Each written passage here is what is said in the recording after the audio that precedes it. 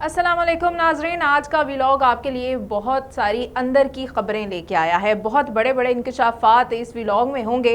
आपको पता चलेगा वो अंदर का मामला जो आप तक बराह रास्त नहीं पहुंच सका। सबसे पहले तो कोर कमांडर कॉन्फ्रेंस के अंदर की बातें आपको पता चलेंगी, किसने क्या कहा और क्यों अभी तक ये बातें मंजर आम पर नहीं आ सकी। इस व्लॉग में तमाम तरह डिटेल्स आपके सामने होंगी और आपको ये भी पता चलेगा कि अचानक ऐसा क्या हुआ कि हुकूमत ने सरकारी अफसरान के सोशल मीडिया के इस्तेमाल को महदूद कर दिया, बल्कि तकरीबन रोक ही दिया है। तो ऐसी क्या वजह है ये आपको पता चलेगा। और एक बड़ी चीज़ हुई है वो ये है कि इमरान खान साहब बानी पीटीआई ने पिटीशन दायर कर दी है अदालत में। ये पिटीशन क्यों दायर की गई है और क्या इसका कोई फ़ायदा होगा बानी पीटीआई को, इन सब बातों के इंकशाफात करेंगे। मेरे साथ मौजूद है फैसल इदरीस भट्ट साहब। अस्सलाम वालेकुम। वालेकुम अस्सलाम।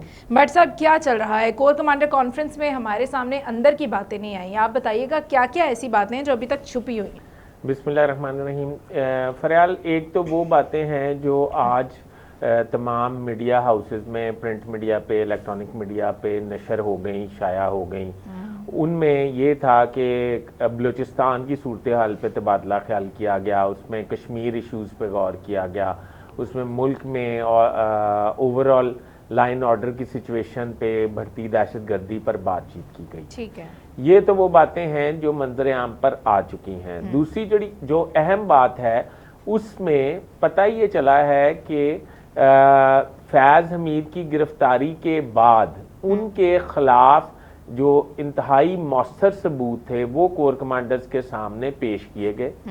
उस पे कोर कमांडर्स ने उनकी गिरफ्तारी को जस्टिफाई किया कि उनका ये ख्याल था कि इन सबूतों की मौजूदगी में फैज़ हमीद यानी कि बड़े ठोस और मुस्बत सबूत हैं। उसमें कई अफसरान ने मतलब ये भी सवाल उठाया कि इन सबूतों की मौजूदगी में फैज़ हमीद की गिरफ्तारी में इतना डिले कैसे आया।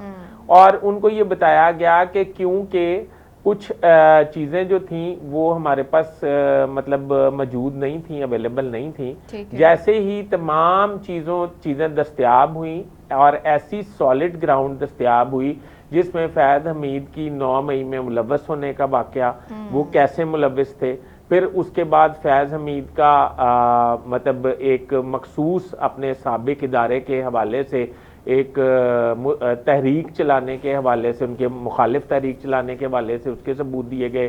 फिर उसके अलावा जो कब्जा किया गया टॉप सिटी में और लोगों को अगवा किया गया, डकैतियां करवाई गई, एक मरूफ वकील के घर डकैती कराई गई लाहौर में। इन तमाम सबूतों को कोर कमांडर्स के सामने रखा गया। तमाम कोर कमांडर्स ने इस पर इत्मीनान का इजहार किया कि ये सबूत ऐसे हैं जब कोर्ट मार्शल का ऐलान होगा फैज़ हमीद के तो इनको जस्टिफाई नहीं किया जा सकेगा या इन्हें जस्टिफाई नहीं, माफ़ चाहता हूँ, डिनाई नहीं किया जा सकेगा।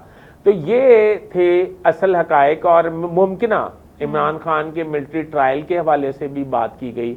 उनका ये ख्याल था कि फैज़ हमीद और इमरान खान के हवाले से इतना कुछ मंजर आम पर आ चुका है और इतने सबूत इदारे के पास मौजूद हैं कि इमरान खान को मिलिट्री ट्रायल करने के लिए भी आइंदा चंद रोज में तहवील में लिया जा सकता है। और मेरा ज़ाती तौर पर ख्याल यह है कि मुतफ़िक़ा तौर पर ये राय कसरत राय से मंजूर कर लिया गया। और शायद मेरे ख्याल में कोई ऐसा ऑफिसर कोर कमांडर कॉन्फ्रेंस में शरीक नहीं था जो जिसने इस पर एतराज़ उठाया हो। तमाम कोर कमांडर्स की यकतरफा और मुश्तरका राय थी। ठीक है भट्ट साहब, सरकारी अफसरान के हवाले से भी एक बड़ी चीज़ सामने आई कि वो सोशल मीडिया के हवाले से उनका इस्तेमाल लिमिटेड हो गया, ऐसा क्यों?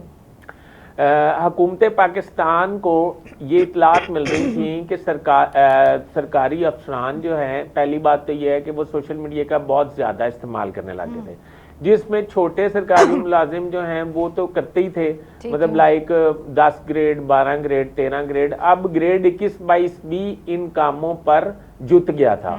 अब मतलब अच्छे भले सूबे के, अच्छे भले इमीडिएट जो मतलब बॉस हैं पुलिस के, आईजी पंजाब, उन्होंने भी सोशल मीडिया पर बहुत ज़्यादा फोकस कर लिया था। फिर तमाम डीपीओज, तमाम assistant commissioners, DCs, deputy commissioners, یہ تمام لوگ سوشل میڈیا کا استعمال بہت زیادہ کر رہے تھے. کھلی کچہریاں بھی وائرل کی جا رہی تھی, بالکل, اور اپنی تشہیر کی جا رہی تھی.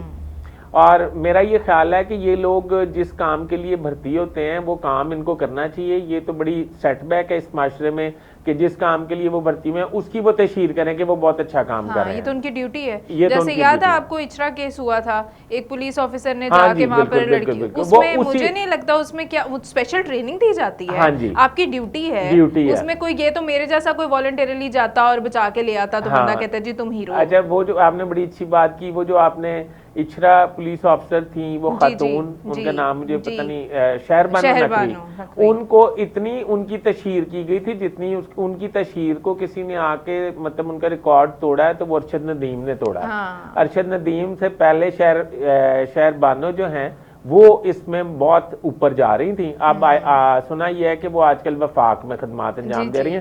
وہ بھی بہت لور ہیں سوشل میڈیا کی, اور بہت اعلیٰ پولیٹیشین جو ہیں, پائے کے پولیٹیشین, وہ بھی یہ کام کر رہے تھے. تو اس وجہ سے حکومت پاکستان نے سرکاری ملازمین پر تو پابندی عائد کر دی ہے.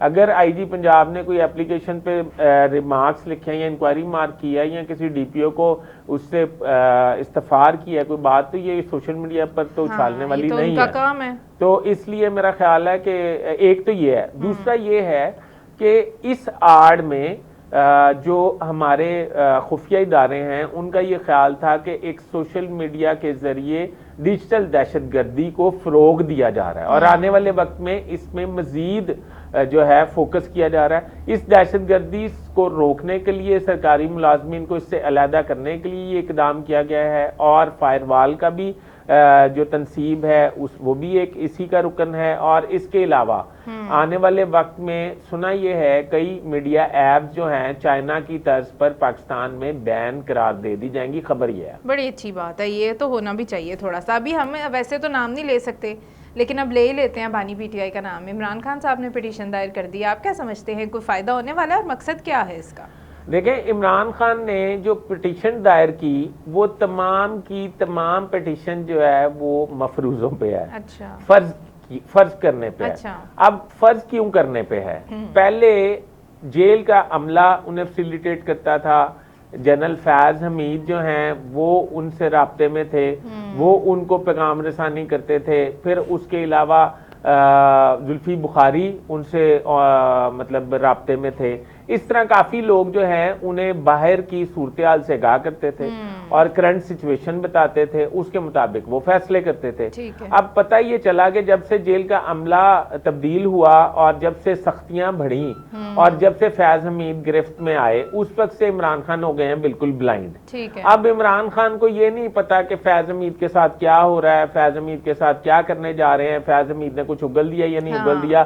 اب عمران خان پریشان ہے فرض کرنے کی بنیاد پر. وہ یہ سوچ رہے ہیں کہ فیض حمید نے 9 مئی اور مطلب سٹنگ آرمی چیف کے حوالے سے ایک سازش تیار کی تھی, آپ کو پتہ ہے ہم نے ایک ویلاگ میں یہ بات کی تھی, وہ اور مطلب ان کی تعیناتی نہ ہو سکے, اور فوج کے خلاف جو ایک تحریک چلائی گئی مطلب سوشل میڈیا پر, وہ تمام باتیں جو عمران خان کا خیال ہے, تصور ہے کہ فیض حمید نے بتا نہ دی ہوں, اور فیض حمید نے اگر بتا دی ہیں تو شاید یہ ہے کہ عمران خان نے اس میں اپنے آپ کو تحفظ میں لینے کے لیے یہ پٹیشن دائر کی. وہ پٹیشن پہ اعتراض لگ گیا, پٹیشن واپس ہو گئی, اور میرا ذاتی طور پہ خیال یہ ہے کہ اس پٹیشن پر عمل درآمد کیا بھی نہیں جا سکتا. اچھا, مطلب ہاتھ پاؤں مارے تو جا رہے ہیں لیکن ابھی بظاہر کوئی فائدہ نظر نہیں آ رہا. یہ ہیں جی ناظرین اندر کی باتیں, اور ہمارے ولاگز میں یہی آپ کو منفرد ملے گا کہ آپ کو وہ اندر کی باتیں پتہ چلیں گی جو آپ کو براہ راست کہیں اور پتہ نہیں چلتی. اس لیے ہمارے چینل کو لائک بھی کر لیں, سبسکرائب بھی کر لیں,